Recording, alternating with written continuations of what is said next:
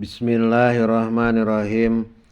Paslun ari teh hiji pasal bima anu tetep pasal dina martelakeun perkara ya ta'an laku anu cumantel ieu mah bil mayiti ka mayit min guslihi nyatana tina ngadusanana itu mayit wa takfinihi jeung mungkusna itu mayit wassolati jeung nyolatan alaihi ka mayit wadapnihi jeung ngubur itu mayit wayal jamu jeung misti ala tariqi fardil kifayati bari netepan kana jalan fardu kifayah bil mayiti di mayit al muslimi anu Islam ghairil muhrimi anu lain keur ihram wasyahidi jeung anu maot syahid naon arbaatu asya'a opat pirang-pirang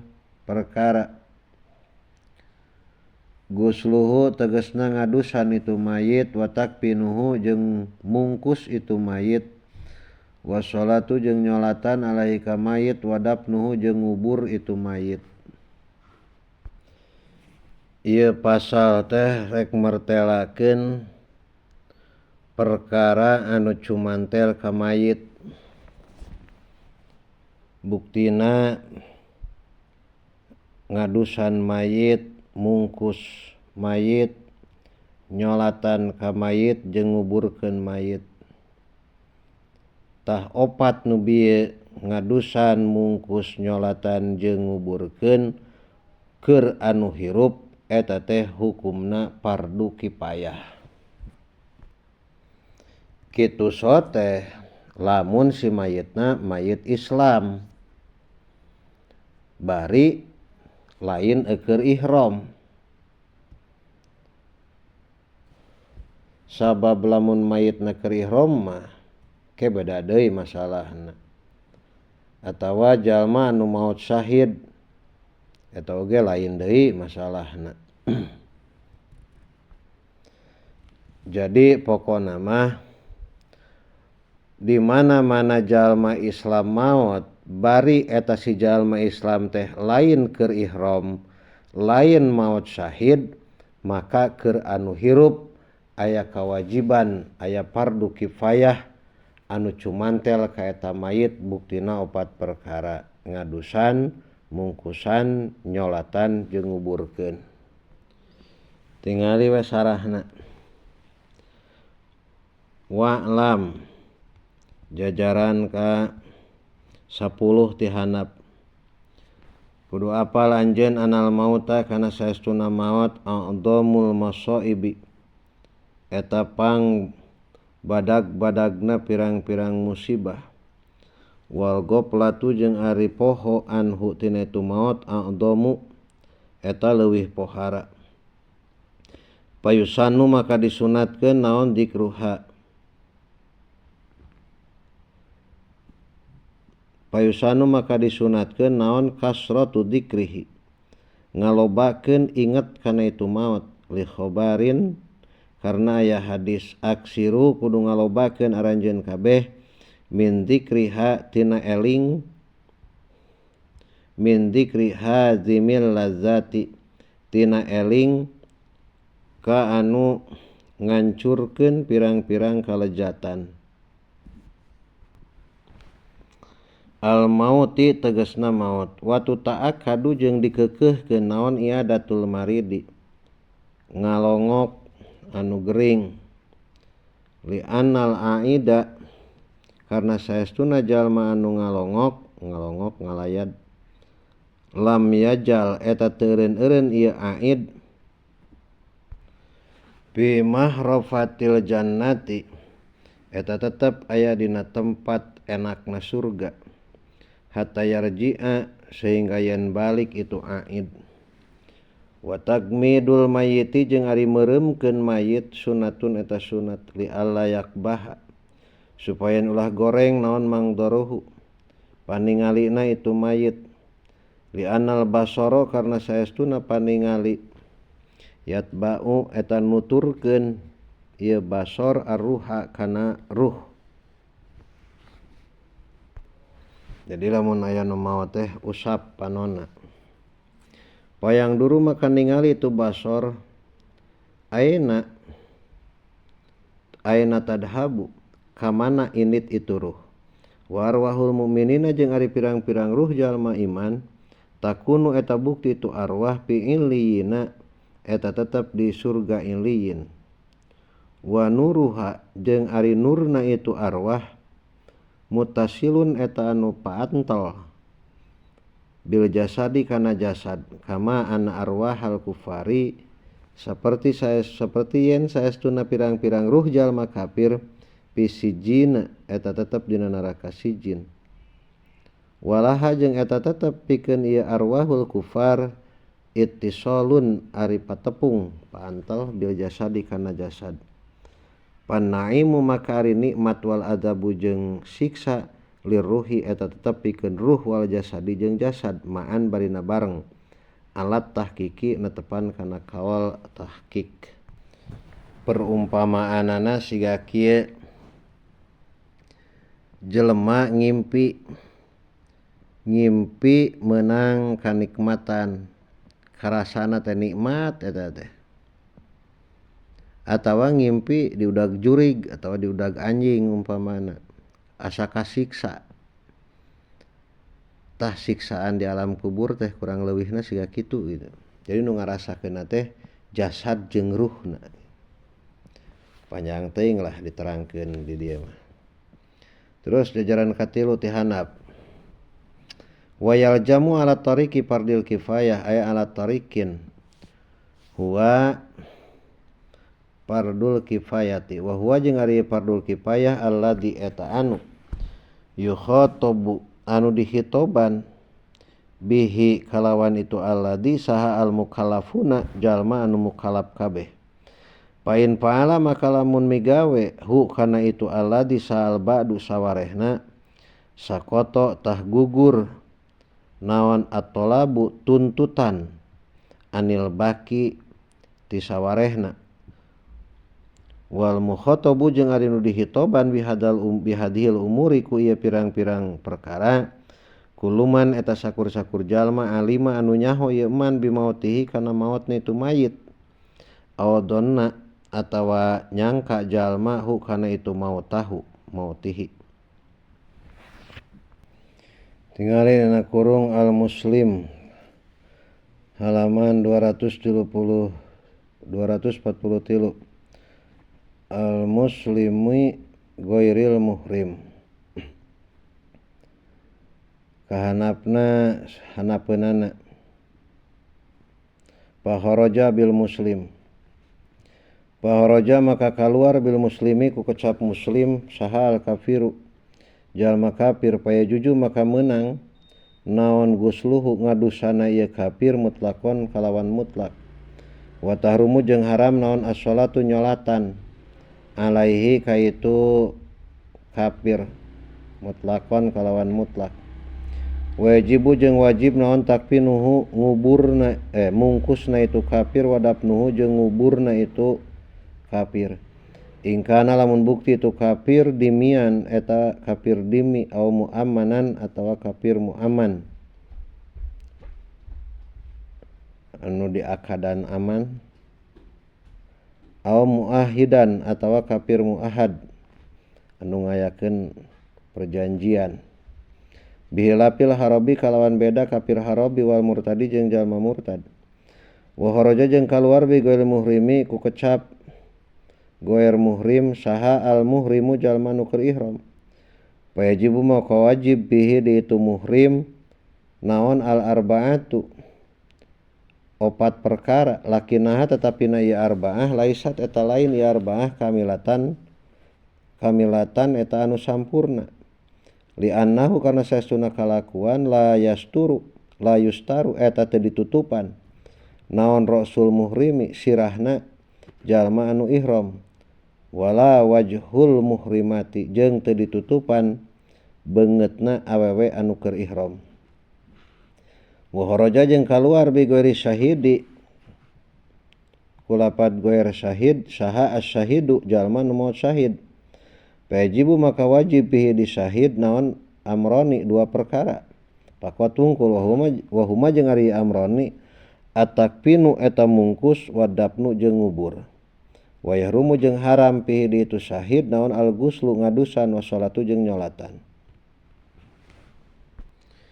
Wa in lam ya'lam jeung lamun teu apaleun bil mayiti ka mayit saha illa wahidun kajaba jalma saurang ta'ayana tah jadi fardu ain alai ka itu wahid naon ma perkara dukiro anu dicaritakeun ieu mah.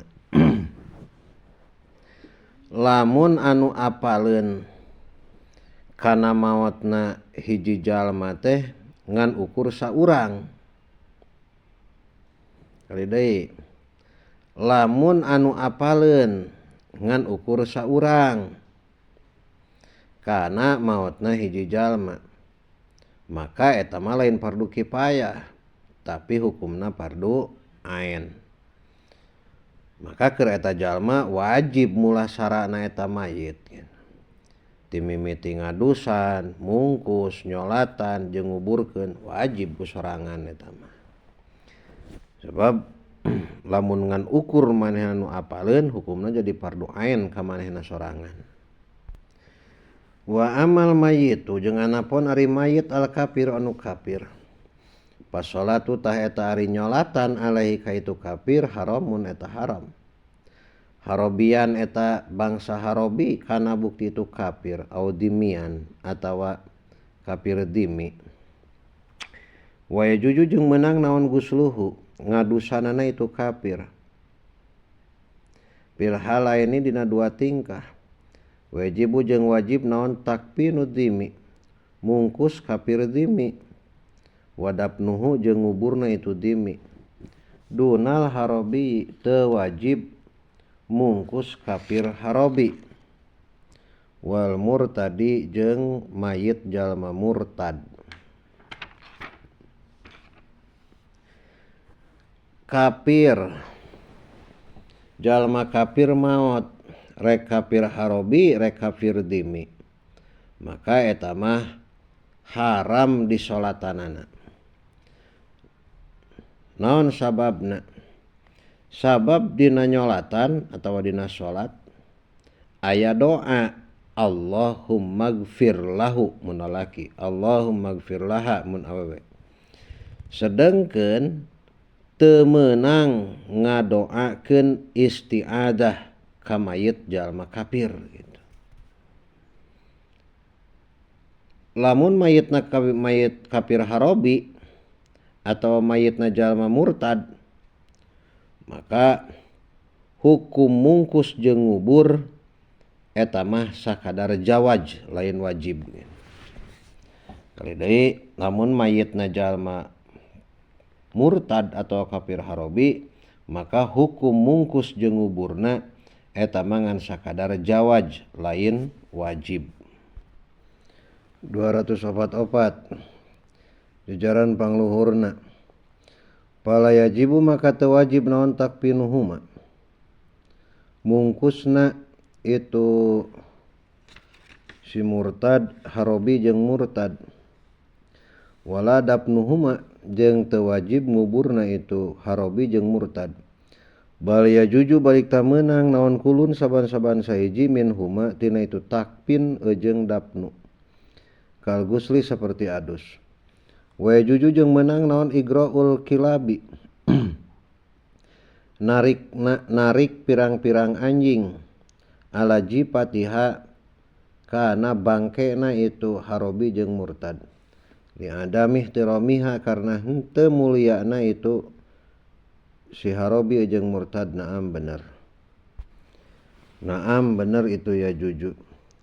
Ing tadororo lamun ngarasa madarat saana sujalma-jalma biro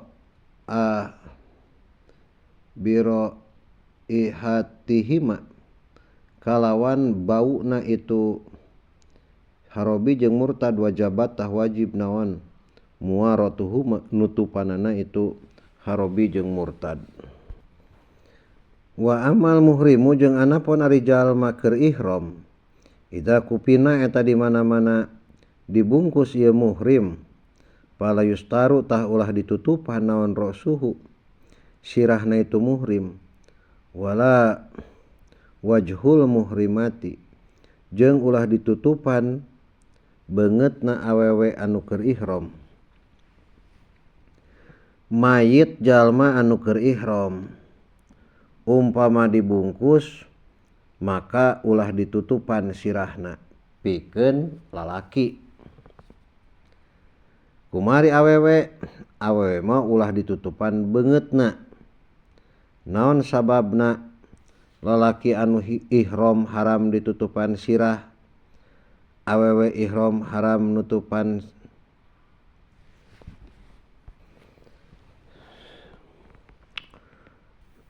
sabab kieu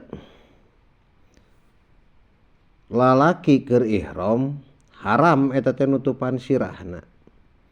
Matak di mana-mana maot keur ihram maka sirahna ulah ditutupan lamun dibungkus teh gitu. Mun diboehan teh sirahna mah tinggalkeun ulah ditutupan. Awewe anu keur ihram teu meunang eta teh haram nutupan beungeut, maka di mana-mana awewe keur ihram maot maka beungeutna mah ulah dibungkus eta teh. Alasan kadua tingali nasarahna jajaran ka 5 qauluhu fala yasturu wala yustaru ra'suhu wala wajhul muhrimah. Ayali anal ihrama karena saestuna ihram la yabdulu eta teu batal ieu ihram bil mauti ku sabab maut. Fa innahu maka saestuna itu si muhrim yub'asu eta dihudangkeun dihudangkeun ti kubur itu muhrim yaumal kiamati napoe kiamah mulabbian bari maca talbiyah kama waroda fi hadisil ladzi wa qasathu dabatuhu. Wa amma syahidu jeung anapun ari jalma nu maot syahid fala yusolli ta eta ulah disolatan saha alaihi itu syahid kama seperti perkara dakaro anu nutur musannif kana ma biqauli kalawan dawan musannif. Wa isnani jeung ari dua mayit la yugsalani eta teu diadusan ieu isnani wala yusalla jeung teu disolatan saha alaihi ma itu isnani. Ahaduhuma ari kahijina itu isnani asyahidu eta jalma nu maot syahid fi ma'rikatil musyrikina dina merangan jalma-jalma musyrik. Wa huwa sareng ari itu syahid man eta jalma mata anu maot ieu man fi qitalil kufari dina merangan pirang-pirang jalma kafir. Bisababihi ku sababna itu qital. Sawaun sarua bae qatala nah ngabunuh hu ka man sa kafirun jalma kafir mutlakon barina mutlak. Aw muslimun atawa jalma Islam khotoan karena kasalahan. Aw anda atawa balik naon silahuhu senjatana man ilahi ka man. Aw sakoto atawa ragrag man anda batihi tina tutumpakana man. Aw nahwi dalika atawa saumpamana itu anu kabeh. Nu kabeh teh sapertikeun maot ku jalma kafir, maot ku jalma Islam karena kesalahan atawa senjata makan tuan.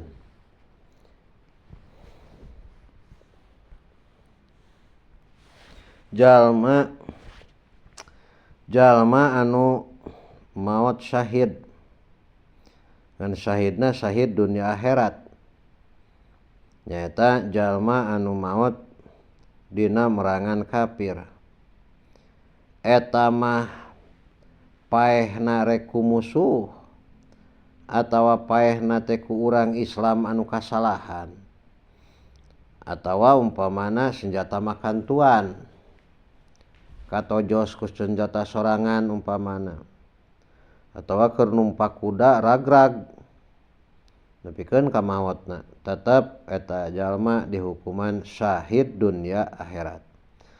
Tah keur jalma anu maot syahid di medan perang mah nu bieu maka eta mah ulah diadusan jeung ulah disolatan.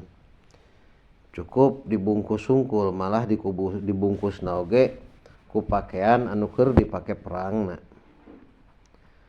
Tuluy we dikubur eta mah. Tingali sarahna tengah-tengah aya qauluhu la yugsalani. Aya la yajibu tegasna teu wajib naon gosluhuma. Ngadusan itu isnani syahid ya.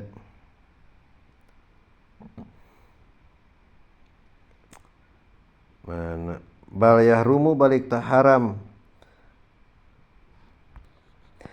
itu guslu pisyahidi di jalma nu maot syahid.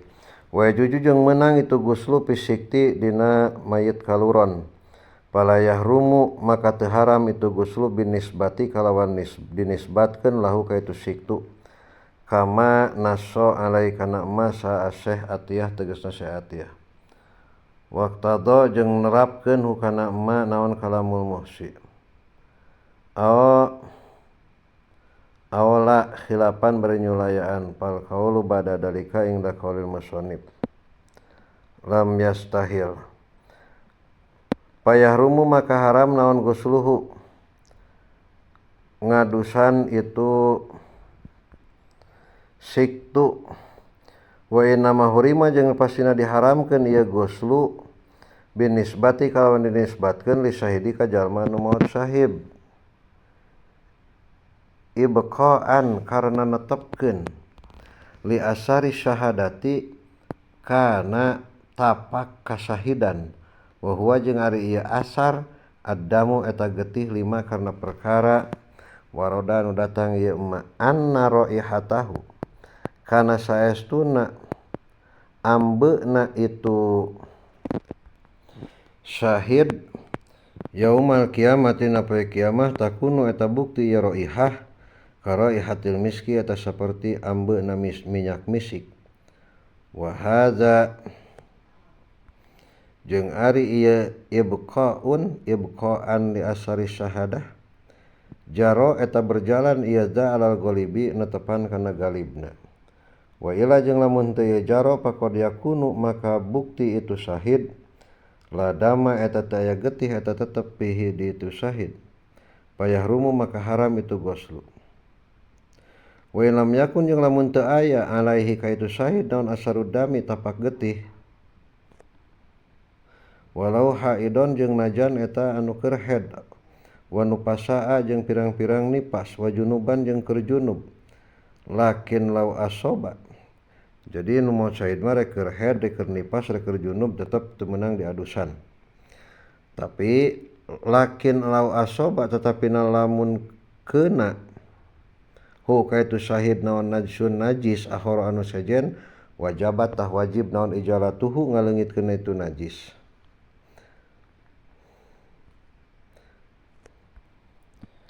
Wa in ada jeung najan ngadatangkeun itu ijalah ila ijalati dami syahadati kana ngaleungitkeun getih kasahidan. Jadi lamun kakeunaan ku najis mah leungitkeun we sanajan leungit getih kasahidanana. Qaluhu wala yusalla alaihi ma aya la yajibu tegasna teu wajib naon as-salatu nyolatan. Alaihi ma ka itu isnani bal tahrumu balik haram itu salat. Wala tasihu jeung teu sah itu salat. Wal hikmatu jeung ari hikmahna fi dzalika dina itu la tajibus shalah fi dzalika dina itu la tajibus shalah at-targhibu eta ngararesep fi tahsilis syahadati dina ngahasilkeun maot syahid. Wa bihada jeung kalawan ieu hikmah parokot ngabedaan ieu syahadah an-nubuwata kana kanabian fa innaha maka saestuna nubuwah la tuktasabu eta henteu dikasab ieu nubuah kama qala saperti ngadawuhkeun Al-Laqani Syekh Ibrahim Al-Laqani walam takun jeung teu bukti naon nubuwatun kanabian muktasabun eta anu dikasab. Dalilna anu maot syahid ulah di adusan jeung ulah disolatan tinu bieu ji 2 3 4 3 jajar kahanap aya di dinya an Jabirin anan Nabiyya sallallahu alaihi wasallam amaro eta marentah Kangjeng Nabi sallallahu alaihi wasallam fi qatla Uhudin di pirang-pirang anu maot di Uhud bidapnihim kana nguburna ieu qatla bidimaihim sarta pirang-pirang getihna ieu qatla walam yugsalu jeung henteu diadusan ieu qatla walam yusolli jeung teu disolatan saalaihim ieu qatla. Terus kahanap qauluhu asyahid innama sumia pastina dingaranan ieu syahid bidalika kalawan itu syahid li anna Allah eta karna saestuna Allah wa rasulahu jeung utusan Allah syahidan eta anu nyaksi lahu ka syahid bil jannati kalawan surga wa alaihi jeung netepan kana ieu li anna Allah wa rasulahu bahwa maka ari syahid syahidun eta syahid bimana masyhudun kalawan makna anu disaksi sahalahu ieu syahid wakila jeung dicaritakeun naon lapad li anna ruhahu pangna dingaranan syahid teh li anna ruhahu karna saestuna ruhna ieu syahid tasyahada eta anu nyaksi eta nyaksi ieu syahid eta nyaksi ieu ruhahu al jannata kana surga qabla ghairihi dina samemeh lian syahid wa alaihi jeung netepan kana ieu li anna ruhahu bahwa maka ari syahid syahidun eta syahid bimana syahidin kalawan mana anu nyaksi wakila jeung dicaritakeun naon ghairu dalika salian ieu li anna Allah jeung li anna ruhahu wal muradu jeung ari dimaksud syahidud dunya eta syahid dunya wal akhirati jeung syahid akhirat wa jeung ari syahidud dunya wal akhirah man eta jalma qatala anu perang ieu man li'ila kalimatillah pikeun ngaluhurkeun kalimah Allah taala bari malur Allah aw syahidud dunya atawa syahid dunya pakot tungkul waman jeung ari wa huwa jeung ari ieu syahidud dunya man eta jalma qatala anu perang ieu man lil ghanimati karena ghanimah masalan umpamana Pahadzani maka ari ieu syahid dunya wal akhirah jeung syahid dunya layuk salani eta teu diadusan duanana wala yusolli jeung teu disolatan salaihima ieu duanana teh syahidud dunya wal akhirah jeung syahid dunya wa amma syahidul akhirati jeung anapun ari syahid akhirat pakot tungkul bahwa maka ari syahidul akhirah ka gairi syahidi eta saperti lian syahid payugsalu maka diadusan ieu syahidul akhirah wa yukafanu jeung dibungkus ieu syahidul akhirah wa yusolli jeung disolatan ieu syahid saha alaihi ieu syahidul akhirah wa yudfanu jeung dikubur ieu syahidul akhirah wa qadih taraja jeung nyata ngaraksa anhu tina itu syahid sal musannif biqali kalau musannif lapad bimarikatil musyrikin wa aksamuhu jeung ari pirang-pirang bagian syahid kasiratun eta anu loba paminha maka eta tetep tina sawarehna ieu kasirah al maitatu ari awewe anu maot tolkon karena ngalahirkeun walau kanat jeung najan bukti itu maitah hamilan eta anu hamil min jina tina ladang jinah wal mayitu jeung anu maot mayit gorikon karena kakerem titeuleum wa in aso jeung najan maksiat ieu mayit birukubil bahri kalawan numpak kapal laut wal mayitu jeung mayit hadiman anu karuntuhan karuntuhan hadiman bari kaurugan Ao bil batni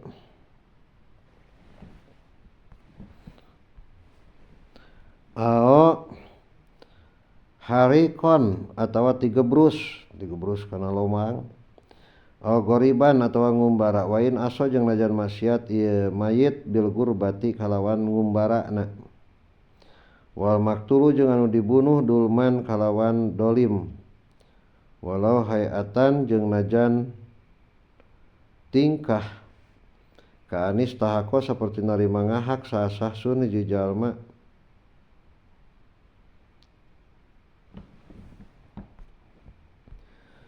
hujja rukbatihi kana nugel ti hangkopeah nugel pundukna ieu mayit pakoda anu nugel neuteuk nugel ieu sahos hu kamaktul nispaini kalawan dua bagian mutilasi meureunna namanya wal mayitu jeung mayit bil batni kalawan panyakit beuteung aw fi jamani tauni atawa maot dina zaman taun walau bi gorihi jeung kalawan lian ieu taun siga kamari corona lain ku corona maotna mah rek ku corona atawa kulian corona ngan maotna keur di zaman corona gitu. Jadi keur di zaman taun maotna mah rek ku sabab taunna atawa dina lian ku taun ngan pokona mah maot keur di zaman taun. Lakin kana tetapina bukti ieu jalma ieu mayit sobiron eta anu sabar muhtasiban tur nyuprih ridona Allah au ba'dahu atawa dina sabadana itu taun wa kana jeung bukti mayit pi zamanihi dina zamanna taun kadalika nya kitu deui sobiron muhtasiban wal mayitu jeung mayit fi talabil ilmi dina nyuprih ilmu walau ala firasihi jeung najan netepan kana amparana mayit wal mayitu jeung mayit iskon karena rindu walau liman jeung najan kajalma lam yubah anu teu dimeunangkeun naon watuhu ngawatina eman ka amrodin saperti ka amrod budak lalaki anu kasep bisartil infati kalawan syarat ifah ngaraksa diri hatta anin nadri sehingga tina ningali. Jadi rindu bogoh tapi ditahan gitu. Rindu bogoh tapi ditahan. Nepikeun ka maotna gitu. Sanajan nahan rinduna teh ka anu teu dimeunangkeun saperti ka amrod gitu. Ngan syaratna ifah ngaraksa diri gitu. Jadi gebleg ka era. Ifah ngaraksa diri teu ngalakukeun hal-hal anu matak doraka. Hatta ani nadri sehingga tina ningali hartina ngajaga titinggalian panonna.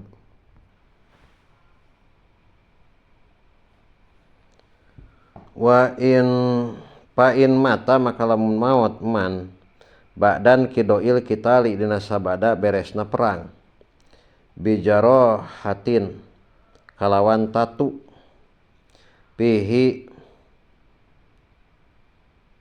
dina itu kital yuktau anu dipastikeun naon bimautihi mautna man minha tina sabab itu jarohah pagoiru syahidin maka ari man eta lain syahid bil adhari mungguh kaul adhar wa kaza jeung nya kitu deui goer syahid lau mata lamun maot jalma fi kitalil bugoti dina merangan kaum bugot teh anu merangan ka pemimpin anu sah au mata atau maot man fil kitali dina perang la bisa babil kital lain ku sabab perang lamun maot sabada beres perang tapi ku sabab tatu dina waktu perang, maka cek kaul adhar eta mah teu kaasupkeun syahid. Wakada ieu ge sarua teu kaasup syahid, nyaeta jalma anu merangan ka jalma-jalma anu ngabangkang ka pemerintahan Islam, eta ge teu kaasupkeun syahid. Tuluy teu kaasup deui syahid jalma anu maot waktu perang tapi lain ku sabab perang gitu. Gitu. Maot dina waktu perang tapi lain ku sabab perang. Maot di tempat ilmu tapi lain keur neangan ilmu. Siga kitulah. Tingali dina qauluhu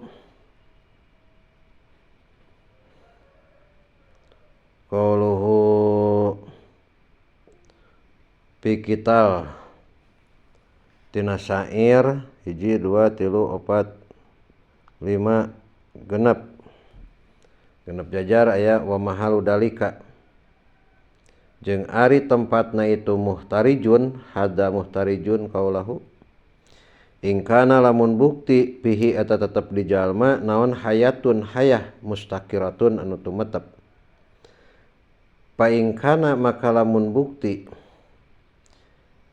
piha eta tetep dina itu hayah naon harakatu madbuhin usik madbuh harakat madbuh bahwa maka ari itu jalma syahidun eta anu maot syahid.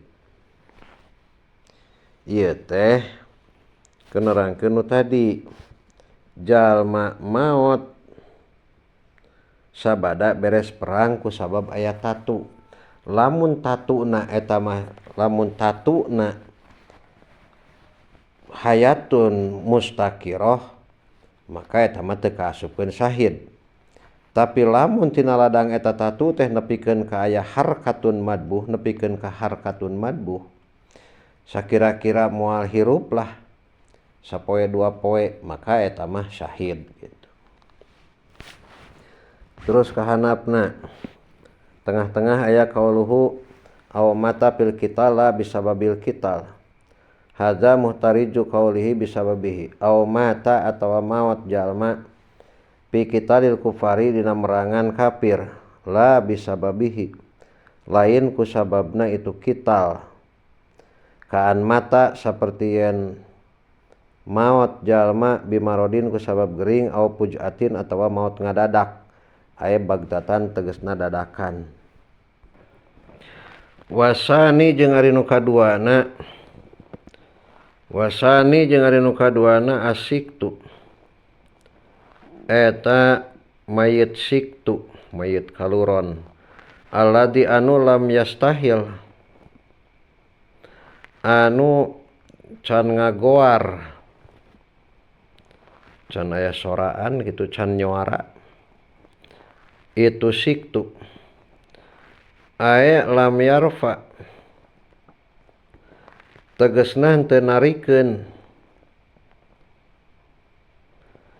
itu siktu sautahu kana sorana itu siktu sorihon bari anu ngagoar pa inistahala maka lamun ngadengek ngagoar itu siktu sorihon bari anu ngagoar au baka atawa ceurik itu siktu pa hukmuhu maka ari hukumna itu siktu kal kabiri eta saperti mayit dewasa. Wasiktu jeung ari lapad siktu bitaslisisini eta tetep kalawan bitaslisisini kalawan tilu barisina alwaladu eta orok. Jadi menang dibaca suktu, saktu, siktu. An-nazili anu lahir qabla tamamihi dina samemeh sampurnana itu walad ma'hudun ari siktu eta anu dicutat minas sukuti tina lapad sukut. Nomor kadua mayit anu ulah diadusan jeung di solatan teh nyaeta mayit kaluron. Kaluron teh nyaeta orok anu teu dohir hirupna, boh ku nyuara atawa ku ngerejet, maka ieu mayit siktu ulah diadusan jeung ulah disolatan. Tapi lamun eta si siktu teh, si mayit siktu teh ngadengek aya sora atawa aya ngerejet, pokona aya tanda-tanda kehidupan umpamana, maka eta mah wajib diadusan jeung wajib disolatan. Naon sababna? Sabab ketika eta si siktu aya tanda-tanda kehidupan boh ku sora atawa ku ngerejet, maka eta si siktu dihukuman saperti mayit jalma anu dewasa bae gitu. Tuluy ayeuna lamun kaluronna geus sampurna awakna tapi teu dohir hirupna, maka eta mah wajib diadusan, dibungkus jeung dikubur, teu wajib disolatan. Tingalina qauluhu wasani hanapeun nu tadi. Hadza innama yunasibu law qalal awal. Qauluhu asiktu huwa risiktu bimakna sakiti eta kalawan makna sakit anu ragrag anu gugur. Bihilapil kamil hatta qala sehingga ngadaus ar-ramli anau saestuna itu siktu mata balago eta samang-samang satepi itu siktu sitata asurin kana genep pirang-pirang bulan wajaba tah wajib bihi di itu siktu naon ma perkara pil kabiri anu tetep ma di mayit dewasa mutlakon kalawan mutlak.